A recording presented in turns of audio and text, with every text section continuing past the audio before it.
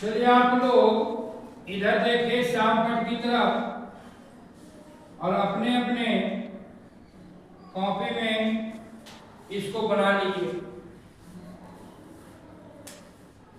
तो हम लोग पढ़ रहे थे कक्षा 6 विषय विज्ञान अध्याय 18 ठोस कचरा प्रबंधन भाग 1 भाग 2 और भाग 3 हम लोग पढ़ लिए। आज भाग 4 में हमें पढ़ना है कि जो कचरा है इसको कैसे हम प्रबंध करेंगे। खासकर जो कचरा में आपका जो पॉलीथीन है और प्लास्टिक, पिछले दिन बताया गया था कि जो प्लास्टिक है पॉलीथीन है कैसे जो है हमारे आसपास प्रदूषण को फैलाता है, मिट्टी हवा और पानी को दूषित करता है। जब आप आगे की क्लास में जाइएगा तो आपको पढ़ना होगा कि इस जो है कचरे से कौन कौन से बीमारी होती है। क्लास 7 में तो आज 4 भाग में हम आइए देखें प्लास्टिक एवं पॉलीथीन का उपयोग कम करने के लिए हम क्या कर सकते हैं। कौन ऐसा हम काम करें कि जो प्लास्टिक और पॉलीथीन का कम से कम उपयोग करें, इसलिए कि ज्यादा जो कचरा फैलता है, गंदगी जो फैलता है वो फैल रहा है पॉलीथीन से और प्लास्टिक से। इसलिए सरकार द्वारा चलाई जा रही है स्वच्छ भारत स्वस्थ भारत। गांव-गांव में सफाई कर्मी की बहाल की गई है, व्हिसिल मारता है, कचरा उठा के ले जाता है। फिर भी लोग समझ नहीं रहे कि कचरा के हमें कहाँ पीना है। आज भी देखते इतना प्रचार प्रसार के बाद भी, दीवार पे लेखन के बाद भी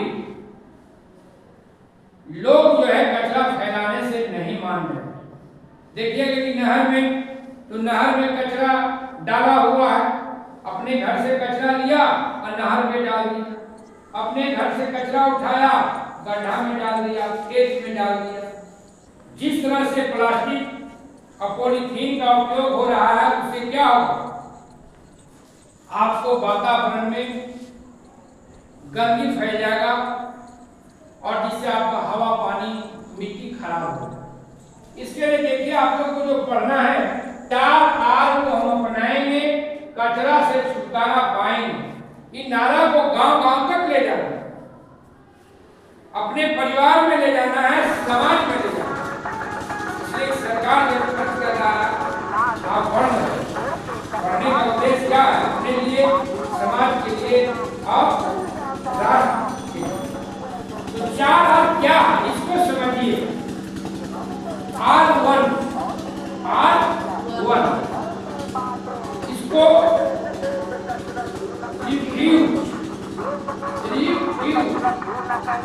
मतलब आप जो है पॉलीथीन प्लास्टिक का जो चीज है बस उसको आप रिफ्यूज करें। क्या करें? रिफ्यूज, माना करें कि हम इसका उपयोग नहीं करें, इसका उपयोग नहीं करें। ये है आपका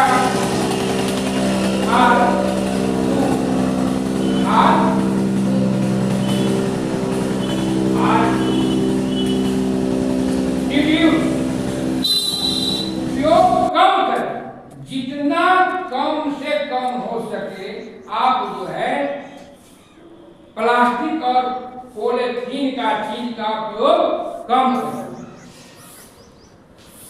और R3 रीयूज मतलब पुनः उपयोग। पुनः उपयोग प्लास्टिक लेके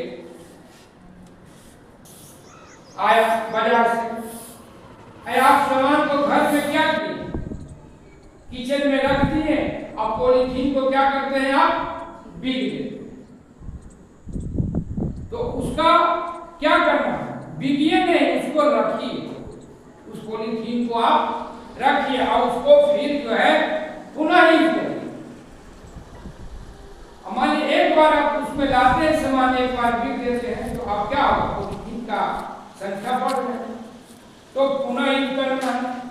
फिर आपको है आर हो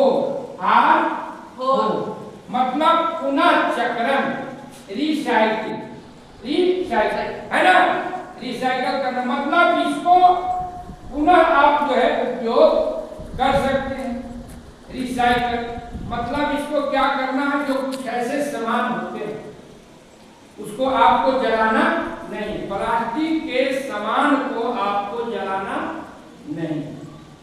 इसलिए जब प्लास्टिक के सामान आप पॉलीथीन को जलाते हैं तो उससे जो धुआं निकलता है वो धुआं कहाँ जाता है? हमारे ये जो वातावरण है, हवा है, वायुमंडल में जाके वो हवा क्या, पिछले कक्षा में पढ़े थे कि हवा है गैसों का मिश्रण, कई गैसों का मिश्रण है। तो उसमें हवा में जाके क्या होता है? जो पॉलीथीन को हम जलाते हैं तो क्या करता है? उसका धुआं जाके मिल जाता है, जिससे कई प्रकार की बीमारियां होती हैं। इसलिए हम कोशिश करेंगे कि ऐसे प्लास्टिक का जो सामान है उसको क्या करेंगे? कबाड़ में बेच देंगे। क्या करेंगे? कबाड़ में बेच देंगे। और जब कबाड़ में बेच दीजिएगा तो उसको क्या करेगा? वो कबाड़ वाला ले जाता है और उसको वैज्ञानिक विधि से आपको उसको क्या करता है? विघटन करता है, और विघटन करने के बाद फिर उसे एक नए वस्तु चीज का तैयारी करता। इसलिए हमें क्या करना? प्लास्टिक के चीज को नहीं जलाना है, अपने नहीं जलाना है और दूसरे को भी मना करना। फिर है कुछ जो आपका कचरा बताए थे पिछले दिन कि कुछ सड़ने वाले कचरे होते हैं और कुछ नहीं सड़ने वाले। जैसे प्लास्टिक सड़ने वाला नहीं है, पॉलीथीन सड़ने वाला नहीं है, लेकिन जो केला का छिलका है, सब्जी का छिलका है, कागज है, आपका जो खर पतवार, वो सब क्या सड़ने वाला। तो ऐसे सामान को क्या करना है? हमें बताए थे कि गड्ढा बनाना है और उसको गड्ढा में रखना है, मिट्टी से ढक देना, और जब कुछ देखेंगे कि गल गया है ना, तो फिर उसको हम क्या करेंगे कि हम कंपोस्ट खाद बनाएंगे। क्या बनाएंगे? कंपोस्ट खाद। और कंपोस्ट खाद बनाने के लिए हमें किसका उपयोग करना होगा? केचुआ। किसानों का मित्र है ना केचुआ। अब देखिएगा कि पहले जो खेत था मिट्टी, पहले काफी संख्या में केचुआ रहता था, अब नहीं रहता। क्यों? इसलिए कितना मात्रा में उर्वरक का प्रयोग हो रहा है, यूरिया है ना, पोटास की क्या हो रहा, टोटल जो है केचुआ मर रहा। इसलिए मिट्टी का जो उपजाऊ होता था, केचुआ क्या करता था? मिट्टी को भुरभुरा बनाता है ना, हल्का बना देता। किसान तोड़ता है भी जाके, पहले केचुए ही आधा तोड़ के रखता, भुरभुरा बनाता। तो क्या किसानों का मित्र था। तो इस तरह से हम आम के आम और गुठली का दाम, कचरा को अगर हम प्रबंधन करने के लिए सीख जाते हैं तो हम वातावरण में जो प्रदूषण फैल रहा है, पानी में, मिट्टी में, उसको तो हम कम करेंगे। साथ साथ जो सड़ने और गलने वाला कचरा है उससे हम क्या बनाएंगे? कंपोस्ट खाद। क्या बनाएंगे? कंपोस्ट खाद। और जब कंपोस्ट खाद बनाते हैं, जैसे पत्ता है, पत्ता गिरता है पेड़ से ना, तो क्या होता है? पत्ता सड़ के खाद बन जाता है, मिट्टी को उपजाऊ बनाता है। तो इस तरह से आज प्लास्टिक का यूज कम करेंगे, प्रयोग कम करेंगे, ये तो समझ लीजिए। लेकिन हम जब बाजार जाएंगे ऐसी कम उपयोग नहीं होगा। जब हम बाजार जाएंगे तो क्या ले जाएंगे? घर से झोला। क्या ले जाएंगे? घर से झोला।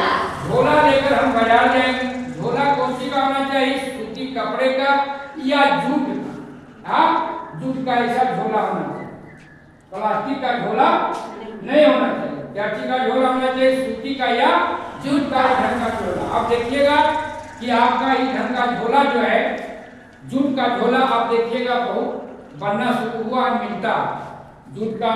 उसके बाद हम जब खाद्य पदार्थ को लाने जाएंगे तो जो पॉलीथीन प्लास्टिक में देगा उसको घर लाने के बाद प्लास्टिक को बिकना नहीं है। फिर है कि जो चीजें हैं प्लास्टिक का हम यूज कर लिए, मान लिया वो टूट गया, उसको हमें कहाँ रखना है? बेचना है कबाड़ में, जमा कर, खुले में नहीं बिकना। कचरा को कहाँ डालना है? पहले तो कचरा को कहाँ डालना है? इसमें, डस्टबिन में।